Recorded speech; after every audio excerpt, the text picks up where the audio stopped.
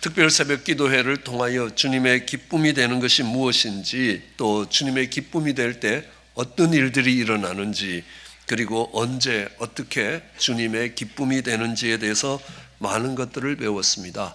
오늘 사도 바울은 이 본문을 통하여 주님의 기쁨이 되기 위해서 중요한 두 가지 교훈을 우리에게 주고 있습니다. 이 바울이 쓴 이 본문은 로마 감옥에서 쓴 본문입니다. 바울의 마지막 편지로 알려져 있습니다. 당시에 로마의 황제는 네로였습니다. 네로는 로마에 일어난 큰 화재의 책임을 그리스도인들에게 돌리며 그들을 죽이는 핍박을 시작하던 때였습니다. 감옥에 있던 사도 바울도 직감적으로 알 수 있었을 것입니다. 감옥에서 나올 수 없다는 것과 이것이 그의 마지막이 될 것이라고. 그래서 그는 그 마지막으로 그 편지를 사랑하는 아들 같은 디모데에게 편지하고 있습니다. 그의 유언과 같은 것입니다. 아들에게 이야기합니다. 나와 함께 좋은 군사가 되라 라고 이야기합니다. 모집한 자를 기쁘게 하는, 주인을 기쁘게 하는, 주님을 기쁘게 하는 신앙인이 되라는 도전을 주고 있습니다. 바울은 종종 그리스도인들의 삶을 전쟁에 비유했습니다. 에베소서 6장에도 바울은 이렇게 이야기합니다. 우리의 싸움이 혈과 육의 싸움이 아니라 정사와 권세와 이 세상 주관자들과 하늘에 있는 악한 영들에 대함이라. 우리는 그 싸움을 싸워가는 군사라는 것입니다. 그뿐만이 아니라 너희 대적 마귀가 우는 사자와 같이 삼킬 자를 두루 찾고 있다고 이야기합니다.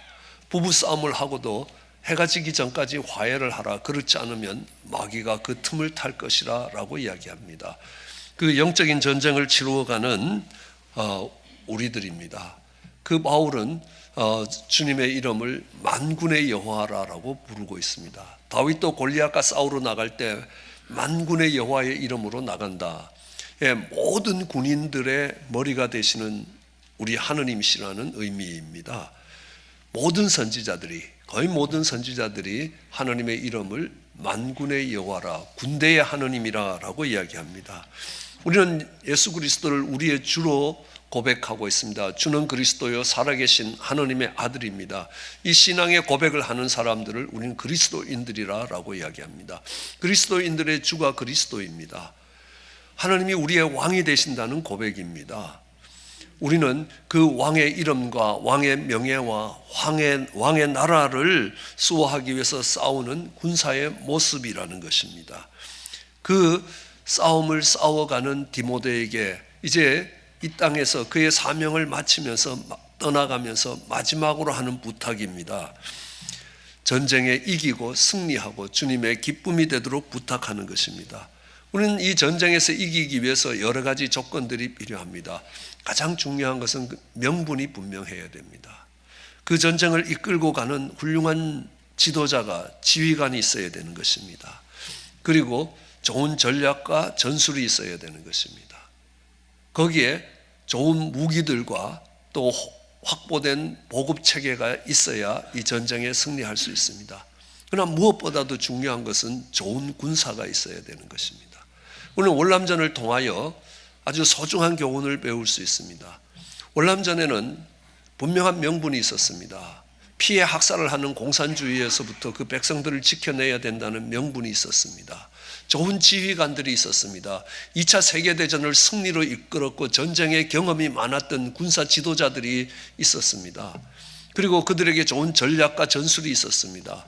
시뮬레이션이라는 프로그램을 통해서 실제 가상 전쟁을 다 만들어서 개발해낼 수 있는 전략과 전술이 있었습니다. 그리고 월남군과는 비교가 안 되는 탁월한 무기가 있었습니다. 그리고 풍부한 물자가 보급품으로 공급되었습니다. 그럼에도 미국은 그 월남전에서 승리하지 못했습니다. 왜냐하면 좋은 군사가 없었습니다. 특별히 무더운 지방에서 산악전과 밀림 속에서 전쟁할 수 있는 좋은 군사들이 없었기 때문입니다. 우리의 삶에서, 우리의 영적 전쟁에서도 마찬가지입니다.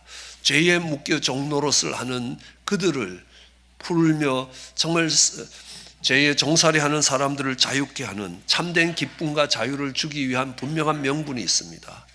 그 전쟁을 이끌어 가시는 탁월한 지도자가 있습니다. 예수 그리스도가 그 전쟁을 지휘하고 계십니다.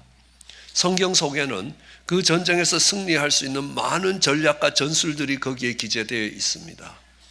그리고 하나님이 특별한 무기들을 은사로 주시는 것입니다. 그럼에도 불구하고 전쟁에 진다면 좋은 군사가 없기 때문이라는 것입니다. 좋은 군사의 문제입니다. 어떤 군사가 좋은 군사이겠습니까?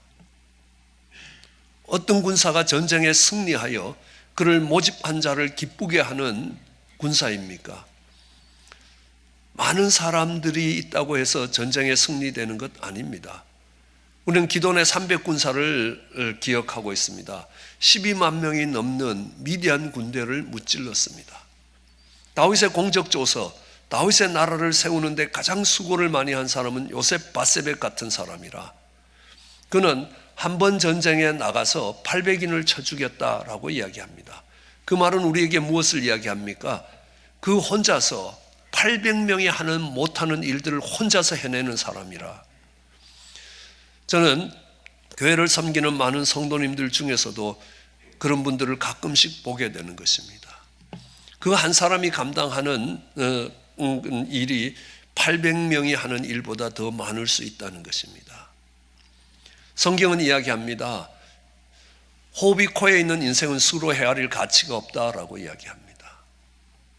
많은 숫자가 정말 좋은 군대고 승리하는 것이 아니라는 걸 알 수 있습니다.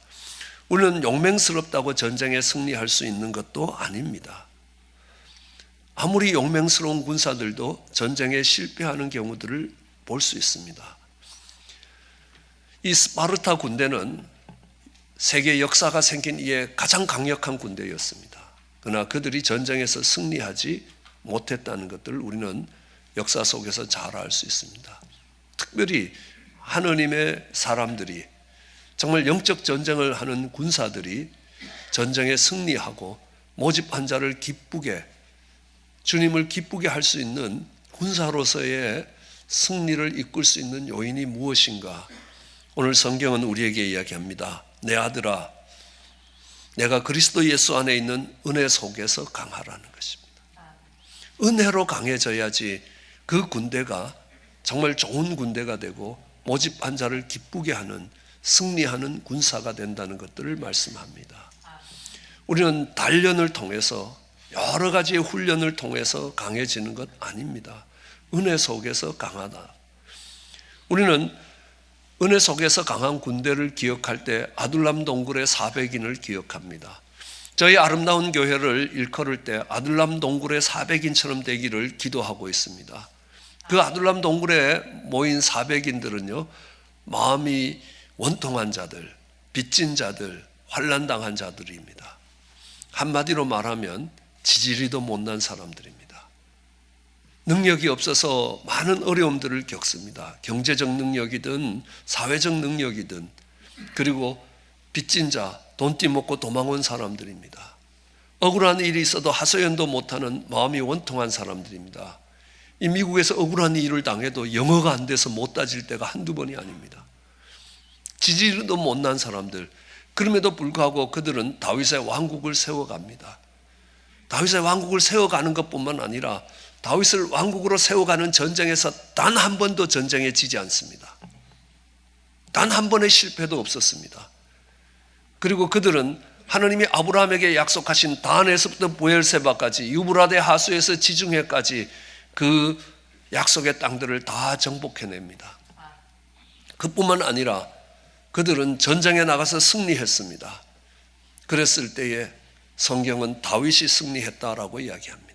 사울의 군대가 나가서 승리했을 때는 이스라엘이 승리했다라고 이야기합니다. 그 말은 뭐냐면 그들은 그 전쟁의 모든 승리의 영광을 다윗에게 돌렸다는 겁니다. 그래서 그들은 예수 그리스도의 군대를 예표하는 사람들이 되었습니다. 그들이 전쟁에 이길 수 있는 이유는 뭐냐 하면 은혜로 싸웠기 때문입니다. 정말 지지리도 못난 우리를 받아준 다윗과 함께 고생하며 정말 그 은혜에 감격해서 싸웠기 때문에 감당할 수가 없었습니다. 우리는 그 은혜를 통하여 강해진 사람들과 싸울 때 세상은 이렇게 합니다. 감당이 안 되는 사람들이라. 세상이 감당할 수 없는 사람들이라는 겁니다. 은혜라는 건 우리는 너무 잘 알고 있습니다. 받을 자격이 없는 자가 받은 선물입니다. 그럼 은혜에서 중요한 것은 하나님이 주신 선물이 중요하지 않습니다. 얼마나 받을 자격이 없는 자라는 것들을 깨닫느냐 하는 것이 은혜의 관건입니다. 늘 말씀드리지만 정말 거지에게 10불을 주고 딸에게 20불을 주면요, 딸은 땡큐 하고 가는데 결코 감사한 마음이 아닙니다. 그냥 아빠 용돈을 요거밖에 안 줘? 이렇게 원망하고 불평하기도 합니다. 너무 적게 줬다는 겁니다. 근데 거지에게 10불을 주면요, 이 거지는 너무너무 고마워합니다. 왜요? 받을 자격이 없는 자에게 준 것이기 때문에요. 선물의 크기로 보면 딸이 받은 것이 훨씬 많은 선물을 받은 겁니다. 그러나 그것을 은혜로 받은 사람은 받을 자격이 없는 거지였다는 것입니다. 우리가 은혜 속에서 강하다는 것은 내가 받을 자격이 없는 자라는 겁니다. 내가 받을 자격이 있다라고 생각하는 사람은 이미 은혜 바깥에 가 있다는 것입니다. 내가 얼마나 새벽 예배를 열심히 했느냐, 20년 동안 정말 단 하루도 빠지지 않고 주일 예배를 드렸는데 이 말은 뭐겠습니까? 내가 하나님의 선물을 받을 자격이 있는 사람이 됐다. 이제 자격을 갖추었다는 말입니다. 그는 은혜하고 거리가 멀어지는 것입니다. 받을 자격이 있는 사람이 받으면요, 그것이 자기 자랑이 됩니다. 받지 못하면요, 원망과 불평으로 나오게 되어 있습니다. 못 받은 사람들을 보면 무시하고 멸시하게 되는 겁니다. 내가 받을 자격이 없는 사람이라면 받으면 감사하게 되는 겁니다. 받지 않으면 원래 그런 겁니다. 원망하고 불평할 이유가 없다는 것입니다. 받을 자격이 없는 자가 실수하고 넘어지고 부족하고 연약할 수 있습니다. 그래도 좌절하지 않습니다. 왜냐하면 원래 그러니까요. 정말 실패할 때 포기하지 않습니다. 왜냐하면 이길 힘이 나한테 있는 게 아니기 때문입니다. 받을 자격을 갖춰가는 것 아닙니다. 받을 자격이 없는 자에게 주시는 그 선물이 은혜이기 때문에 은혜를 구하게 되는 것입니다. 그 은혜를 받으면 감사하고 감격하게 되는 것입니다. 죽을 수밖에 없는 죄인을 하나님이 자녀 삼아 주셨습니다. 영원히 저주 가운데 떨어질 인생을 영원한 생명 가운데 불러주셨습니다. 감사와 감격입니다. 그것이 힘이 될 때에 세상은 감당하지를 못하게 되는 것입니다. 은혜로 싸우는 사람을 감당하지 못합니다. 자주 말씀드리지만요, 춘추전국 시대의 조그만 나라에서 전쟁의 승리를 이끌고 축배를 들 때에 옆에 있던 임금의 애첩이 하나님이 깜깜한 때에 어떤 놈이 내 뺨에 입을 맞췄다는 겁니다. 내가 그 놈의 각근을 쥐고 있다. 이놈을 엄벌해달라. 왕은 전쟁의 축하잔치에서 피바람이 불기를 원치 않았습니다. 모든 군장들은 다 각근을 땅에 버리라. 다시 불이 밝았을 때에 이 각근 주인이 누군지 찾을 수가 없는 겁니다. 후일에 왕이 전쟁에 나갔을 때에 포위되는 겁니다. 죽거나 사로잡힐 수밖에 없는 그때에 목숨을 걸고 왕의 퇴로를 연 장군이 있습니다. 와서 다들 살기 위해서 도망을 갔는데 어찌 장군은 목숨을 아끼지 않고 짐의 퇴로를 열었는가 하고 물었을 때 일전 각근 뜯긴 자가 접니다. 그때 죽어 마땅한 사람입니다. 그때 은혜를 입었습니다. 그 은혜로 강한 군사가 되어서 싸울 때 감당할 수가 없다는 것입니다. 오래전, 지금은 은퇴하셨지만 어느 목사님이 저희 교회 와서 부흥회를 하시면서 은혜를 받는 단계가 있다는 것입니다. 은혜로 강해지는 데는 5개의 단계가 있다고 설명을 하는데 참 감동이 되었습니다. 소개를 하면요, 제일 처음에 은혜로 들어올 때쯤 되면 이 하느님의 말씀이 말이 되기 시작한다는 겁니다. 그전에는 어떠냐? 이 하느님의 말씀이 말이 안 되는 겁니다. 신약 성경이라고 탁 피워놓으니까요, 처녀가 아기를 낳았다는 겁니다. 조금 더 탁 피니까요, 오병이어로 5천 명이 먹었다는 겁니다. 아니 조금 더 피니까요, 예수님이 무리를 걸었다는 겁니다. 아니 21세기인데 이런 귀신 씨나라 까먹는 소리를 믿고 왜 교회 다니는 사람이 제정신인가? 어째 제정신으로 이걸 믿을 수가 있느냐? 말이 안 되는 겁니다. 근데 말씀을 듣다 보니까요, 말이 되는 겁니다. 그죠? 아니, 말씀으로 천지를 창조하신 하나님이 뭘 못하겠느냐? 우리가 애벌레를 꽉 집어서 이 테이블 위에 얹어 놓으면 애벌레가 뭐라고 이야기합니까? 기적이다, 기적. 배로 기지 않았는데 위치가 이동됐다는 겁니다. 면으로 이동하는 애벌레에게 있어서 공간 이동은 기적이라는 겁니다. 3차원이 2차원에 개입되면 2차원은 뒤집어지는 기적이 일어난다는 겁니다. 영적인 세계가 눈에 보이는 세계를 개입하면 이 세계에서는 도저히 이해할 수 없는 세상에 뒤집어지는 일이 일어날 거다. 어쨌든 그 하나님의 말씀이 말이 된다는 겁니다. 영어로 하면 make sense, 이해가 되기 시작하는 겁니다. 조금 더 은혜 가운데 들어가면요, 그 말씀이 나에게 하시는 말씀이 되는 겁니다. 그 말씀에 비추어서 내가 죄인이라는 것도 깨달아지는 것입니다. 그 말씀을 들을 때 눈물이 나기 시작합니다. 찬송을 부를 때에 나도 알지 못하는 눈물이 나기 시작합니다. 그리고 은혜가 더 깊어지면요, 이제는요, 그 말씀을 듣는 것들이 기쁨이 됩니다. 교회에 오는 것이 즐거움이 되는 것입니다. 그러니까 자꾸 오고 싶어지는 겁니다. 옛날에는 술 먹는 게 즐거웠습니다. 옛날에는 골프 치는 게 즐거웠습니다. 옛날에는 갯돈 모으기 위해서 만나는 친구들이 즐거웠습니다. 근데 아닙니다. 점점 술 친구, 노름 친구, 동창, 갯돈 친구들이 멀어지기 시작합니다. 왜요? 교회가 즐거우니까요. 하나님의 말씀이 있는 곳이 즐거우니까요. 그러니까 성도들과 가까워지고 하나님과 친구가 되기 시작합니다. 그럼 가까워야 친구가 되는 겁니다. 그러다가 은혜를 더 받으면요, 야, 나도 뭔가 하나님을 위해서 뭔가 하고 싶어진다는 겁니다. 헌신이 일어나는 겁니다. 우리 형제들에게 뭔가 해주고 싶은 일이 일어나는 겁니다. 그 마음이 일어나는 겁니다. 봉사가 시작되는 겁니다. 내가 교회 다니니까 너무 좋다고 전도를 하기 시작합니다. 그러다가 성령 받으면요, 성령이 임하시면 너희가 권능을 받아 예루살렘과 온 유다와 사마리아 땅끝까지 이르러 내 증인이 된다는 겁니다. 견디지 못하는 것입니다. 가만히 있을 수가 없습니다. 정말 내가 경험한 그 하나님을 전하지 않고는 견디지 못하는 자리에까지 갑니다. 그리고 은혜의 가장 깊은 자리에 가면 일어나는 게 있습니다. 예수님을 닮아가는 겁니다. 나도 예수님을 닮고 싶다는 것입니다. 교회 봉사도 잘하고 정말 헌신도 하고 그렇지만 성품이 바뀌지 않으면요, 열심히 모아놨다 그 뒤집는 거 하고 한순간에 뒤집습니다. 잘하다가도 어느 날 성질이 나면요, 다 물 쏟듯이 다 쏟아버리는 겁니다. 이 성품이 바뀌어지는 겁니다. 은혜의 자리에 가면 갈수록 예수님을 닮아가는 모습이 있습니다. 착하고 의롭고 진실되고 순수하고 온유하고 변함없는 아름다운 성품으로 바뀌어집니다.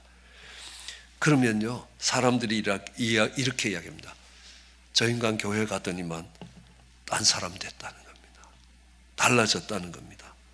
교회에 뭔가 있나 보다는 겁니다. 그러니까 저 성질 나쁜 인간이 이렇게 변했지.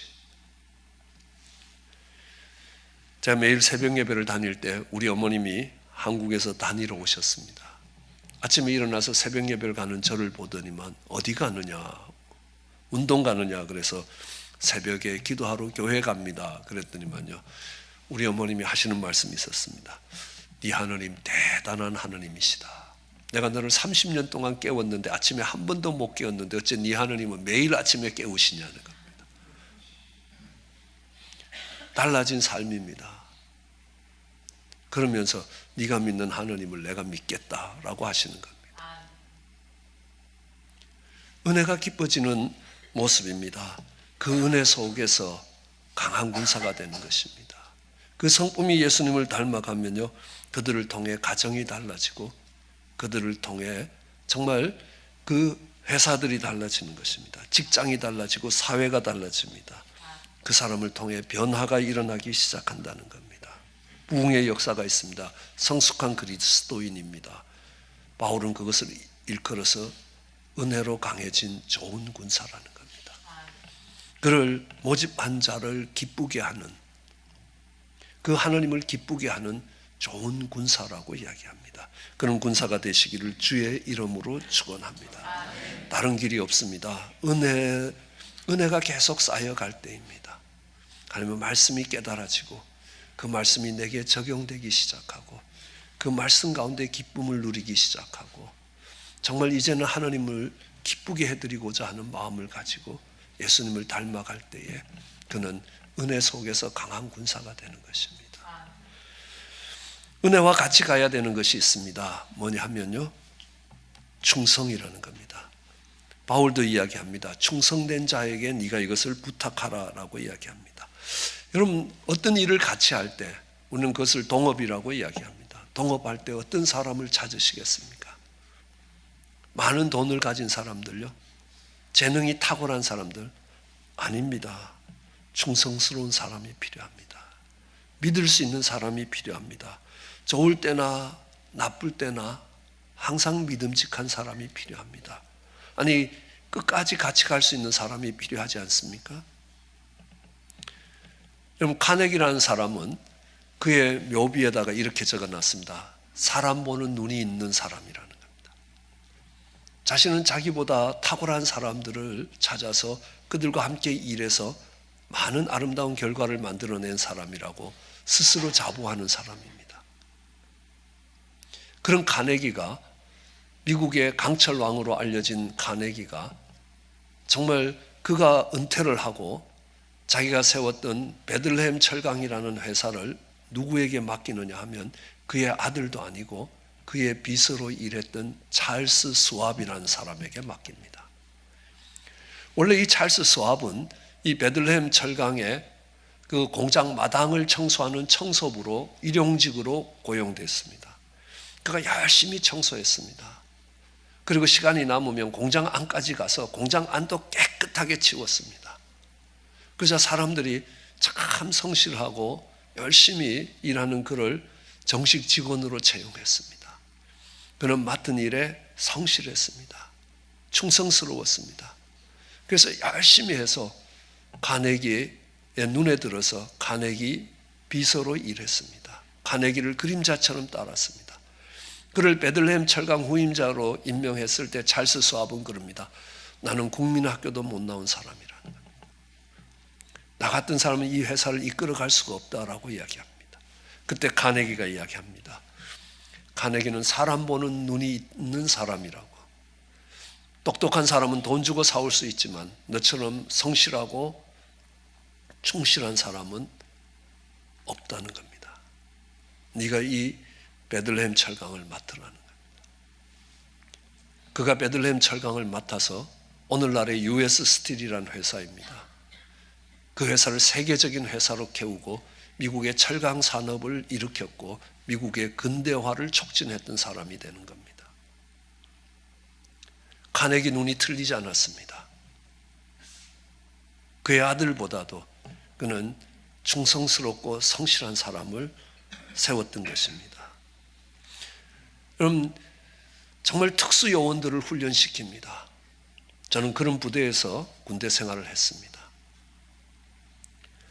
탁월한 능력이 배양됩니다.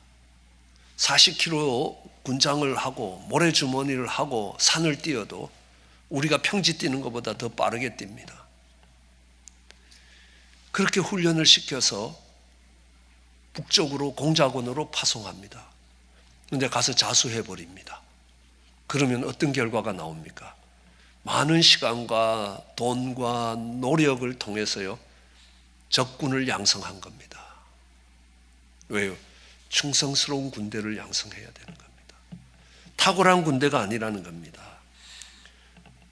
오늘 주님도 그리고 바울도 그걸 알기에 베드로 이 디모데에게 충성스러운 사람을 세우라는 것입니다.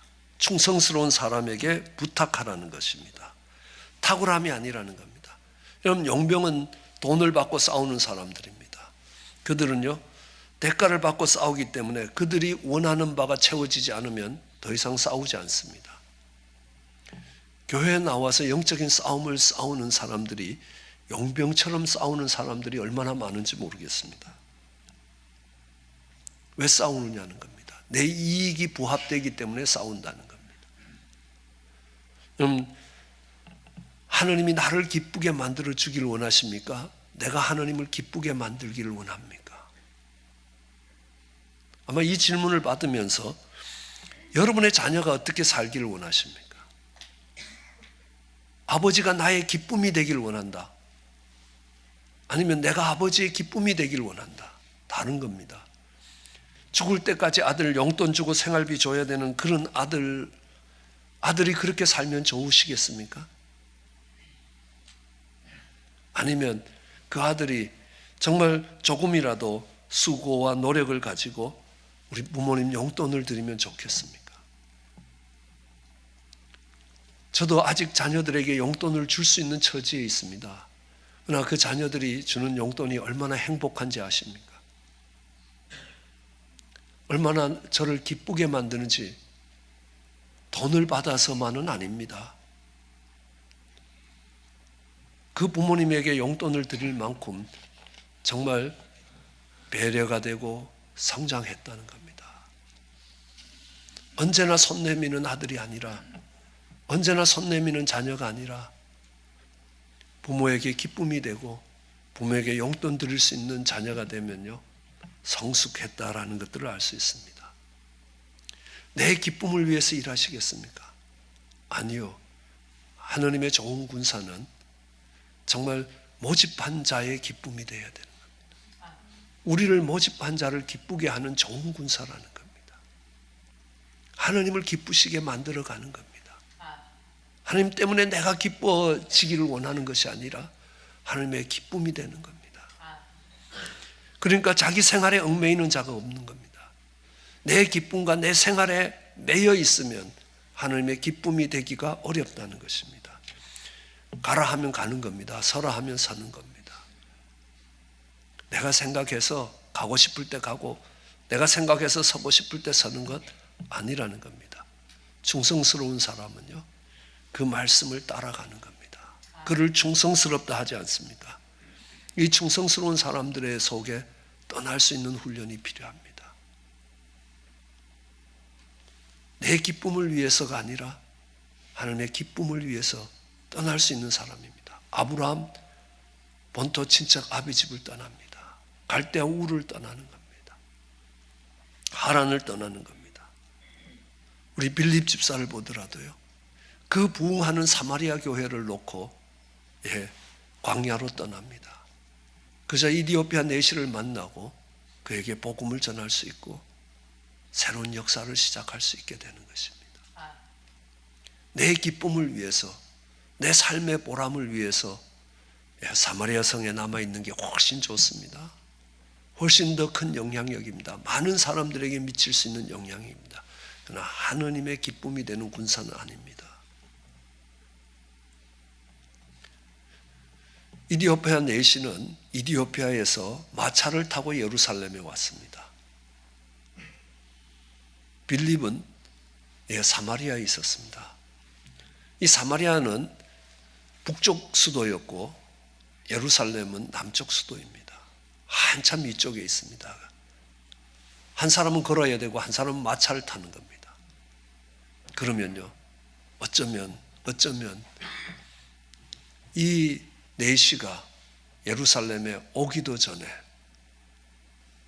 그가 사마리아를 떠나야만 만날 수 있습니다.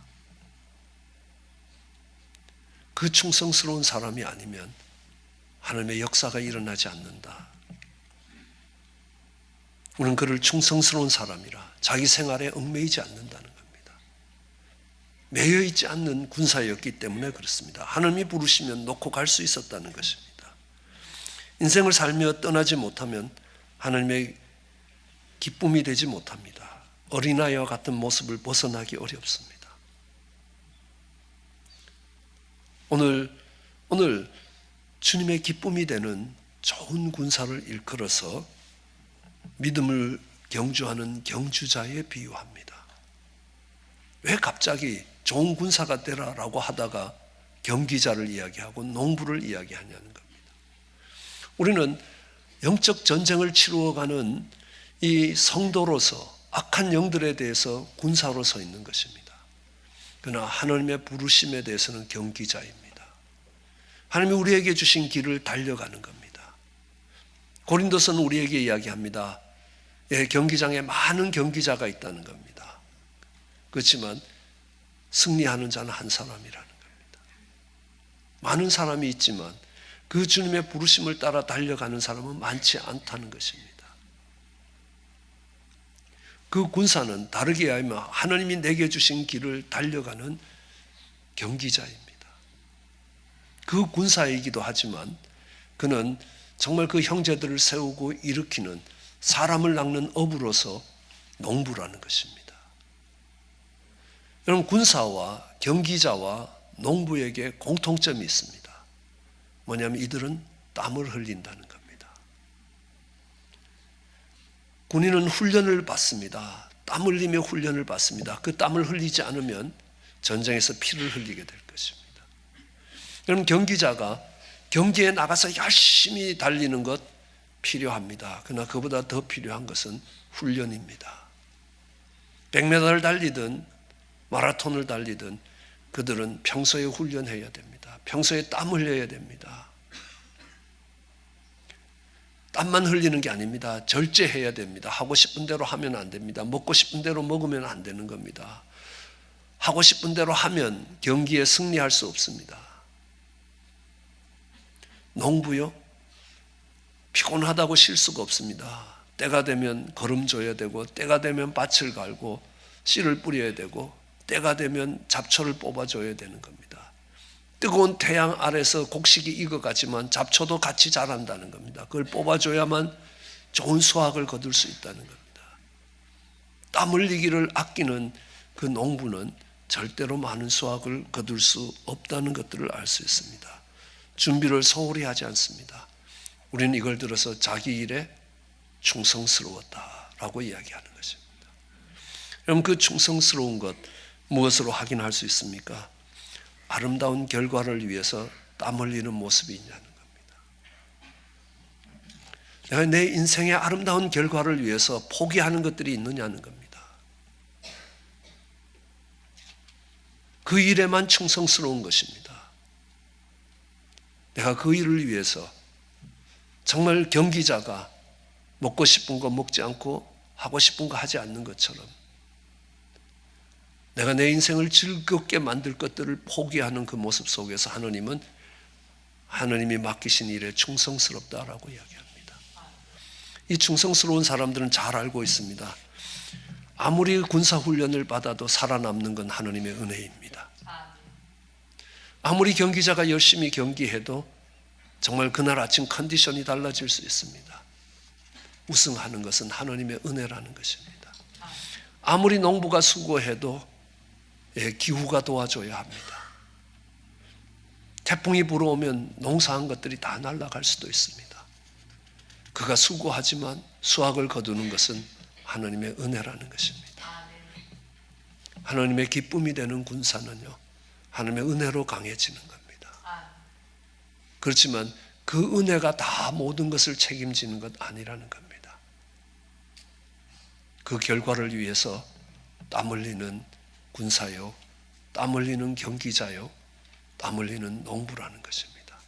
그걸 일컬어서 충성스러운 자라는 겁니다.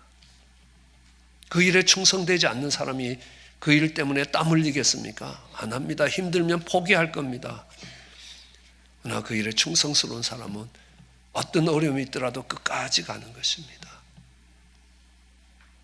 우리 하나님의 기쁨이 될 때에 우리는 은혜 속에서 강해야 됩니다. 그리고 충성스러운 자가 될 때에 그 모집한 자를 기쁘게 하는 좋은 군사가 될 것입니다. 그 좋은 군사가 되면요, 면류관이 기다릴 겁니다.